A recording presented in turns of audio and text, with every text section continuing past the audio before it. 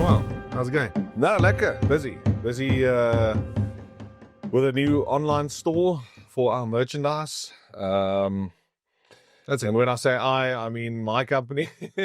Yeah. You and I and myself. Yes, me, yourself, and I. So yeah, no, it's crazy, but it's exciting at the same time. So you guys can absolutely expect some Bowkon Safaris merchandise hitting the interwebs very soon. So yeah, very, very keen to get that going. Yeah. This is one of our premium caps that we have. I think I wore Very nice. I mean, a few of them on each episode, actually. yeah. Yes. Yeah. Pretty much. So yeah, that's what I've been keeping myself busy with, and a few other things, some video projects, and what's happening on your side? Oh, Still in Cape Town. Great news. Fishing. Are you fishing? Just recently come back. I actually fished this morning. Just had a quick session with my little boy. So yeah, had a quick session with a little man. I actually owed him some private me time. Okay. And yeah, so the whole week when I was in Cape Town, he was I didn't realize he's a big fisherman. Deuce, no, he's he's gonna be. If you think I'm adamant and I'm driven, Yeah. he's gonna be 20 times Worse. He's gonna be 20 times worse. No, that boy. I mean, he can cast a rod already. He's 5 years old. He can cast it further than most of my mates can. I actually saw him use that pellet. Yes, that air rifle. That air rifle. I mean, didn't he at 4 years old shoot his first war dog? Yeah, shot a what? Yeah, that's it. Yeah. It's No, unreal. He's a different breed. He's just something else. I mean, he's so smart and so clever, and he just catches things easily. He caught on very, very, very quickly, especially from a hunting and a fishing perspective, which obviously makes dads heart proud, and makes the Yeah. So yeah, And he obviously is, well, you just said it, but he obviously likes the outdoors and to get his hands dirty and casting rods and hunting and enjoying He's the outdoors. Yeah, he's so tired. He actually, my wife, poor wife, if I'm in Cape Town, she gets all of it. And he's a busy boy. So he's very energetic. He's got his moments where he also wants to be just chilling in house. But most of the time, you can't get him. You can't get him in the house. He's just wants to be outside all the time, which is great. I mean, I think, especially these days. Yeah, my kids are digital babies. And it's difficult. It's difficult, but I must confess that even if we have an opportunity to go out, especially into the bush, yes, He enjoys it. he absolutely loves it. Yeah, I think that's the big thing. Elmar, is the guys just don't get the opportunities these days. When we grew up, it was so, half the time our parents didn't even know where we were until 8, 9 o'clock at night. They'll phone us and they need to come eat now. We were in the streets and we were just riding our bicycles, and we rode our bicycle to school and back. Yeah, television was like, you had a set. Yes, they pre-printed. The schedule for what television shows are going to be on. Imagine exactly. that. Now you can watch whatever your heart desires whenever you want. So we timed it. So okay, listen. Well, on Wednesday there's a nice movie. So it's Monday, Tuesday we're going to be riding our bicycles. We're going to play tennis, exactly, or play cricket. We used to play tennis and cricket like every single moment we could. That's all we wanted to do. So. Yeah, these days the times have changed. That's all we can say. I think we're privileged enough that when we stay on the lake, we're at the dam, we're on the water. Yeah. Most of the time I'm in the bush, and he gets a lot more opportunities than anybody else that's living in you're halfway to the concessions. Wow. Yeah, I'm a little bit outside Pretoria. So I'm actually in the northwestern province already, just a little bit outside the main rush in the city. And he's got free roam.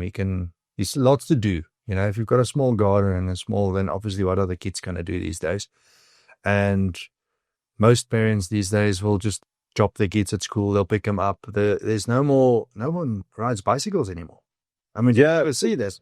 No, It's just not. very rarely. I don't know if it's a safety thing really, or is it just overprotection that parents have just become more protective these days. Yeah. Back in the day, my parents couldn't be bothered. You know, they went to work and then they saw us at 5. When they came back, they had no idea where we were. There was no cell phones. There was no way of tracking and seeing where your kids were. No, I mean, I'm thinking about it now. I was still alive. Yeah. Cheers to that. Yeah, we made it. We made it. For sure we did. it's a completely different world we live in. And I think, most people will say, it's so negative, and kids these days don't know what is fun and this and that, and yeah, I mean, I think there's some truth to it, but I also believe that our children are on a different level intellectually. I mean, if I look at my daughter and what she's accomplished being homeschooled, I mean, there is no chance in hell that I would ever be able to do that. Ever. Yeah. I don't have that dedication. I mean, it's not always easy. Yeah. But that she pulled that off. I mean, she's matriculating this year, and hopefully getting an international diploma. That's awesome. So yeah, they still up. But she's also a different breed, you know. She drives herself. Yeah, she's very style driven. Reads books. She likes crafting more. Yeah. Like physical crafting. So like 𝗥𝗶𝗳𝗀𝗲𝗀𝗀. What you call that in English? Physical grafting, I think. I know what you did. Like braiding stuff and making stuff with her hand. When there's opportunity to that, she obviously does that. So it's very interesting. But I mean, I think yeah, children's also they're just great creatures as well, because they just adapt. You know, times have changed. Yeah. You know, if we were back 30 years ago, the children would have been completely different. The exact same child would have just been completely different because of the upbringing and the opportunities and the environment. They're exposed to different things. I mean, if I just think about if we had the internet and what we would have done, you know? It is interesting though, because I'm finding myself, looking more to, the vintage style of photography for argument's sake. I just purchased a 1965, film camera, the same as what my grandfather used to shoot with. I actually have it in my cupboard. Mm-hmm. And I'm trying to find the time to, actually move back into film and shooting with film, because that is unforgiving, especially if you're looking at taking photos. Obviously those cameras couldn't record video. We're very privileged to actually be able to capture these moments in our lives, even on our cell phones. I mean, how many photos do you have on your phone? Jeez. I think if at least 30,000. Every person, the amount of data that we have on our phones now, it's incredible. And it is nice to actually maybe, sometimes just go back and have a look at photos and these type of things. But half the time I'll look at a picture, especially if you're looking for something. Now you've got 30,000 photos on your phone. You're trying to show someone something you've shot like 2 years ago. Oh, what are the chances you're finding that? And then sometimes you see a photo that you completely forgot about that experience. It was just captured in that moment, on that photo, and then it'll just bring back so many memories. Geez, this was actually such a nice hunt. I can't even remember I was on this safari. That's scary. Yeah. And I think that's where we take it for granted. It's just I've had so many experiences that I don't always recap and say, listen, this was actually, that hunt for someone else might have been such a memorable thing. They would have never forgot it. I actually forgot that hunt. Yeah. And that's happened so many times on the hunting front, and as well as on the fishing. I think that's why it's so pictures are important, but you got to work it. You got to at least think that's why that's where you come in, my friend. Absolutely. You can help us get it's nice to have access to this, and I think that's You know, when we were ending school, I mean, we really didn't have, you know, access to, you know, disposable cameras and those type of things. I think it's just the way we were brought up. Our parents couldn't care less about those type of things. Although my grandfather was a very avid photographer. I remember. Yes, You guys did travel the Kruger Park a lot. Eh? literally, basically, was there every single school holiday. I never had a friend on holidays because Unfortunately. I have so many wonderful memories from that place. I mean, obviously it's changed. Like some of my favorite camps that we used to frequent, it's completely different space to be in. It's still incredible. Yes. No, it's just To be there is, you know, if it's out of season, it's nice. Yeah. But I think that the point we're trying to make is that, you know, times change and we can adapt. And I'm sure we would have been completely different people if we had access to this technology that we have now. Luckily for us, I mean, we can definitely now go through this massive library. And I mean, this is but a small portion that you've shared with me. Elmar, this is just the last couple of years, I think.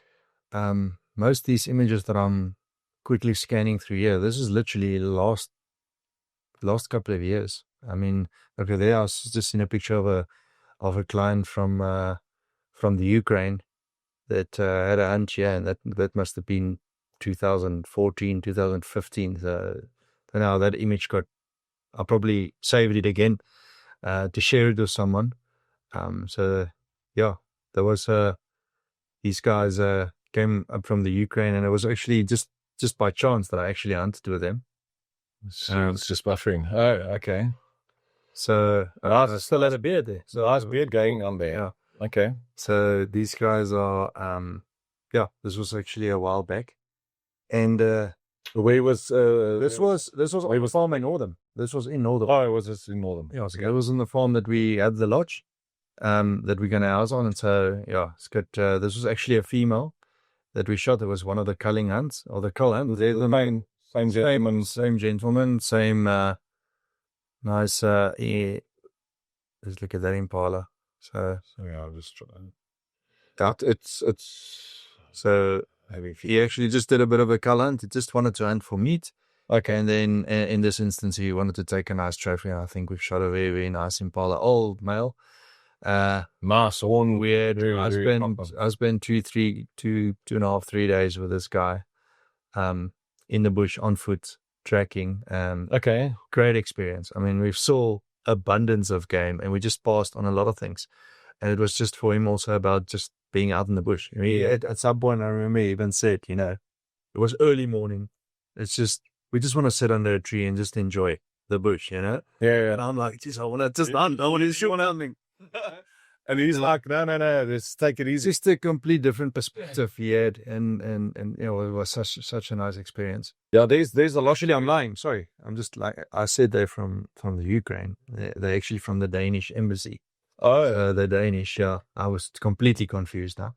So yeah, but they'll come back. They'll definitely they'll come visit us again. And yeah, there was actually one of his friends on the right here. That kudu, same thing was that same week. Okay. And then that guy that shot that kudu bull he's the ambassador for the Danish embassy in South Africa. And he also visited us quite a few times. Okay. And he said, listen, I want to shoot a kudu. That's my bucket list. For a while, he wanted to shoot a kudu, and we just happened to. It was not the biggest kudu, but it was such a special hunt and a special moment. Yes. He said to me also, it's not the biggest one, but I'll take it. I want to take this animal. Also on foot, we were tracking it since early morning, and just a great experience. Never forget it. You can see the smile on the guy's face. He was just so happy, and and Ivan is such a good host. You know, the owner of the farm. You've met him now. Oh yeah. So they made it special for the guys. Yeah, that was a very, very good experience with some clients. And I think one of the things is you're also a very avid fisherman. Fishing is, we've always... Super pro. I mean, look at this. That was a monster carp. I looked a bit of sleep there, actually, you know. I think I was alone on that boat that day. So yeah, we do a lot of practice rounds, you know. Okay. I actually stay on the dam. On the dam there. This is in Hart. This is in Harties, yeah. So I do a lot of practice rounds, you know, just, you know, try and establish and find new spots and, you know, just to... I mean, this is obviously... I would say we started fishing as friends more than actually going out and hunting. I know you and Dwayne, you frequent the bush more, but I mean, you, myself, and Mr. Snyders used to catch a lot of fish. That was our thing. That was our thing. That was our weekend away thing. And I've always, I mean, obviously it's a passion. It's become a bit of... It goes hand in hand with hunting. You know, it's the same to hunt a big carp and stuff. That's now the challenge for me, is I want to go look at the right water. It's specimen, you know, right baits, and there's specimen angling, and there's so much conventional angling, and there's plenty different methods. And that's what we try and obviously offer our clients. We want to obviously offer them the opportunity to catch a carp like that. I mean, that's a once in a lifetime fish. Well, you know, in the old days when we grew up, 8 kilogram or 10 kilo carp was just out of the world. You never basically thought the guy was talking just bullshit. Yeah, he's talking nonsense. This is not gonna. And then these days, it's actually it's small. It's a small thing. It's something that we actually catch very regularly. So also had a client from Germany. Just one day, he had 1 day left, and he said to me, "Otto, please, I just wanna fish." All right. He must have caught like 40 carp for that day. It was just so busy. We had on greatest day on the boat, on Harties. It was the greatest day.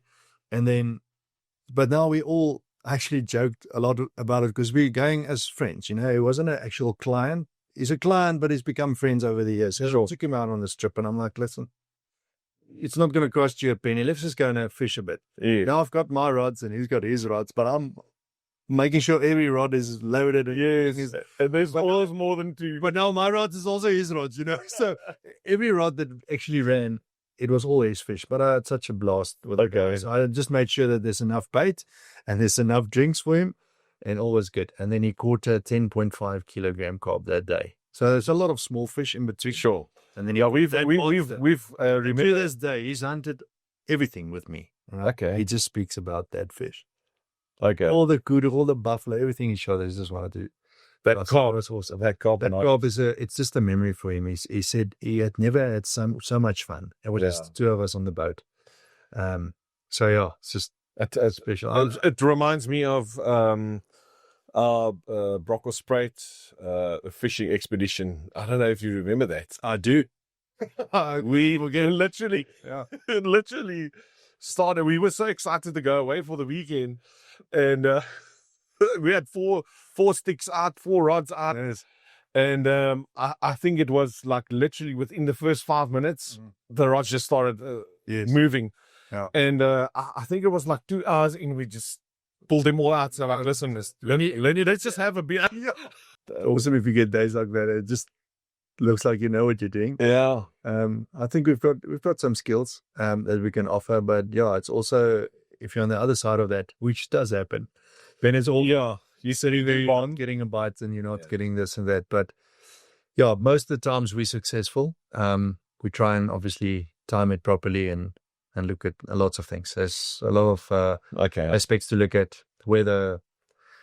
So, but I mean, just look at that carp. That carp was, now that's a local friend of ours, Simon. So to this day, there was 14.5 kilogram carp. That's just insane. And that was on light tackle. That was on a 7-foot rod. That was on very, very light tackle, fly fishing tackle. How did he master that? And he, at some point, he actually said to me, he says, listen, I'm stuck. I'm not getting this. I'm stuck. And he's pulling this. I'm like, listen, you're going to break the line. Just give me the rods. So I'm like, no, but you've got a big fish on you. Just stay calm. Just have a beer. And he's actually, but such a nice guy.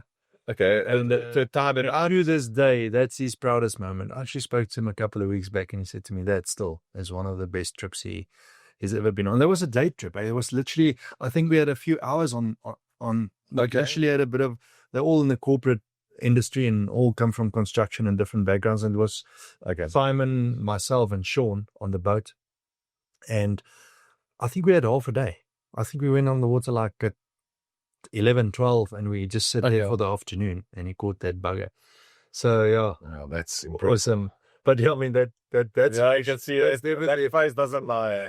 So, to this day. And at that point, so he caught that 14.5 kilo. I think I might be wrong. Don't kill me for a couple of grams. But at that stage, my biggest carp ever was a 12 kilo. But I've caught like hundreds and hundreds of them, bags full. But my biggest at that point was a 12 kilo carp. So you That day on my boat, my everything, I was like, yes, I was bleak. Eh? It took me a couple of years to actually get over that. And I caught a 16 since then. Oh My biggest currently is a 16.8 that I've caught also at our. Do we have a photo of it somewhere? Is it one of those ones that you guys are? You can scroll through here. I'll definitely have a photo. I'm not sure if it's on. I think the one that you have on your. It's either one of It's barely. No, there's a 12 kilo, for instance. I think so. I think the actual weight's there. That wasn't a big competition that we had. Okay, so you've obviously competed in local tournaments. Yes. Yeah, so that's a 12.28 kilo carp. There was also Just loading. you can see that's later night. Oh yeah, it's 24. That was last year. Yeah, Okay. it was last year. It was this same comp, the big fish tournament's actually coming up now in the next month or so. Okay. So we'll definitely fish that again. It's at a different. This was at my home course at Darties. So you either do boat angling and then there's bank angling, and you all compete in the same divisions. So then you're a team of 2. So I think it was a team of 3. So you can be maximum 3 per team. Okay. And we entered. There was just Wynand and myself. I don't know you, Wynand van Koller was it? Oh yeah, He was my fish. Wynand. Yeah. So he was my fishing partner. And so you fish from the Friday morning. And then you go through Friday nights, Saturday night. Then the weigh-in is the Sunday morning. And we went Friday. I had lots of boat troubles. We picked up one of the locals' fishing nets, which is illegal. We picked up fishing nets and the motor props was gone and it's leaking. And so we basically missed 80% of the fishing time on Friday. So I didn't catch anything. Eh? So we eventually came back Friday night and I'm like, listen, I'm not over this. Let's just go and have a beer. Let's fry a bit of meat and just have a steak and let's just chill. We'll regroup. We'll go tomorrow morning. Yeah. So the next morning we went out. We fished the whole day, but hard fishing. But I'm telling you, we've really worked hard. So now you're sweaty and it's hot and you sunburn and and it's winter. So at night it's cold. Getting cold. So you're not going to fish through the night. No. So we got home at around 5 in the afternoon on Saturday. No fish. Now everybody's fishing fish. So what happens in this comp is you weigh your 3 biggest carp. Okay. And then your 3 biggest carp. So as soon as you catch anything bigger, you'll just throw the lighter one out. Okay, sure. Out the bag. So it's a bag of your biggest 3 fish. And everybody's full. All their bags is full. We have got no fish yet. Nothing. Completely bombing. And now I'm negative. I'm really, and it's my home course. Now everybody keeps chirping me, Otto, but this is your home course advantage. What's going on? Well, yeah, I mean, I'm dead. I'm dead in the water. We got nothing. I got nothing, So we had a drink by the bar at 5 o'clock in the afternoon.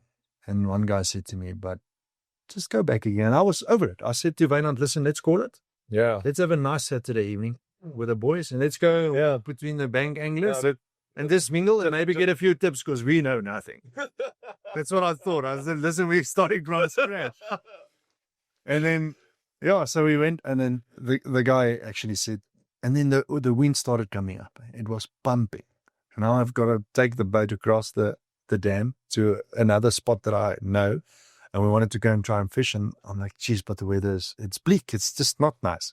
And it's cold. And it's 5 o'clock. So by 7, it's middle of the winter. I think it was in July. Yeah. Right, so it's middle of the winter. it's freaking cold. And I'm like, gee, but my partner says, well, let's just try, man. We are here now. Here we go. Anchored, got the boat sorted, took the bait boat, dropped the 3 lines, and within 20 minutes, the first rod started going. We caught our 3 fish, our bag, 45 minutes. We had 3 fish on the boat. 45 minutes. Yeah, and I mean, and sometimes you just need to change things. It was just Just a little bit. Yeah. Just a little small change. So there I learned a valuable lesson. You can never give up. And then, No. and we I think sat with there most till things in life, 11 at it's night. never give up. Yeah. We sat there till 11 at night. It was a big comp. I'm not sure how many anglers were there, but there was a lot of teams. It was like anything between 25 and 35 teams. It's a lot of anglers. We got 3rd place. Well, that's CARP, 3rd or 4th place. So yeah, I think our bag was like, we had a 12 and a couple of 10s. So we were on 32 kilos and the guys that won was on 39. So we had a big bag, you know. So they caught 40 carp, but you can just weigh 3. We only caught 7, I think. And our 3 biggest were competing. Yes, so they were working. Awesome story. Okay. So yeah, but Interesting. that one brought me back to earth. Yeah, sorry, this part video, I just have to see this monster. That looks like... And that's actually just a photo that we cheated on a bit. It's not that big, that carp. You'll see. Oh, no. He is... Yeah. No, that looks... I thought it was Rudy. It's one of my other friends. No, this is also a client that we took out. Very nice carp. That must have been also above 8 kilos. Easy. So, yeah, there in the background, you can actually see a bit of pecan wood. Yeah, this is one of my friends. Danny, if you're watching, your house is there, pal. We can see you. Okay, lekker. And then obviously saltwater safaris, eh? Yeah, so where do we go from here? Mozambique. That's Mozambique. Okay. So that is Skalk on the left there. That's also one of my very good friends and also a business partner. Skalk is one of the directors of Bowkon as well, Bowkon Safaris. I always say he's the silent director. So Skalk is the one that he loves to shoot, he loves to fish, but he's not part of the business. So he always comes with, he makes nice food, he can clear us, and he will be the first one on the bucket if we go hunting. So he loves shooting. Also a great guy. So he bought a property in Mozambique, okay, which we then use for our deep sea fishing adventures. Also a very good skipper. So we've got the jet ski down in Mozambique. We've got a deep sea boat down in Mozambique.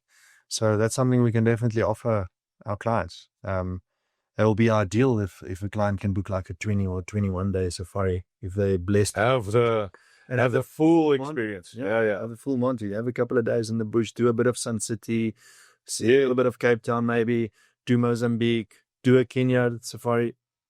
I mean, we can, accommodate there. We can accommodate a lot of things. And it also depends a lot of season. It's really got a lot to do with what season we are in. You know, if it's a great fishing season in Mozambique, then we'll probably promote that more than going to hunt for carp in fresh water. Yeah. So, but I mean, we can accommodate. We can provide a big service to whatever the needs are and what the client wants. I'm pretty sure we can cater for that and make their trip memorable. Now There's a lot to do. Blessed. Lots to do and lots to keep you busy with. Yeah. So that's just we'll obviously load a lot more photos on the website as well, and then people can go and enjoy. I'm personally I love to go and scan through different safari companies' photos and see what they've hunted and just enjoy a bit of that with them as well, and it doesn't cost you a cent, you know. Yeah, exactly. So I'm looking forward to capturing a little bit more content, live content, out on the hunt, and like we did with the jackal hunts, period to control. And we'll do a few this year. We'll definitely do a few. Yeah, there's a lot happening, and then obviously we are fortunate enough to have a few bookings for international hunters in next year. Yeah, so there's already a couple of bookings done for next year, and we're looking forward to hosting them, and 𝗥𝗶𝗳𝗀𝗀𝗀𝗀 personally knows one or two of them already. Fantastic. So yeah, the order books is coming along nicely. So that's great. We just want to hunt, you know. We wanna meet the guys, and I've hunted with American clients for a long time. I've been out of it for a good number of years, but in my early days, I've hunted with the American market a lot. I've come to know the people, and they're our type of people, you know. Absolutely, 100%. They just, yeah. And I love the patriotic American, you know. It's just people. It's our people. So yeah, we share a lot of the really same excited. values. We share a lot of the same values, and we can relate a lot. So yeah, so obviously we hunt with all the different markets and different countries, but America is now obviously one of the bigger markets in South Africa, and they keep coming back. I mean, who would not come back? You know, we don't want to leave, so I can just imagine they want to come back. Yeah, Exactly. But yeah, so we're very excited. I think we're gonna have a good couple of years. It's looking good, and we're very much excited. And then obviously we'll do a lot of those hunts and safaris as well. We'll do on we've got a couple which we'll at some point share, and then definitely an option to video a few of those safaris live and share that. Definitely. And if you are interested in a African safari, please get in touch with us on bowkonsafaris.com. You'll find Otto and Jaco's email addresses on there. Please drop us an email, and we'll get back to you as soon as we can. Please do. Yeah, fantastic. And that's a wrap, I think, for this week's episode. We'll see you in the next one.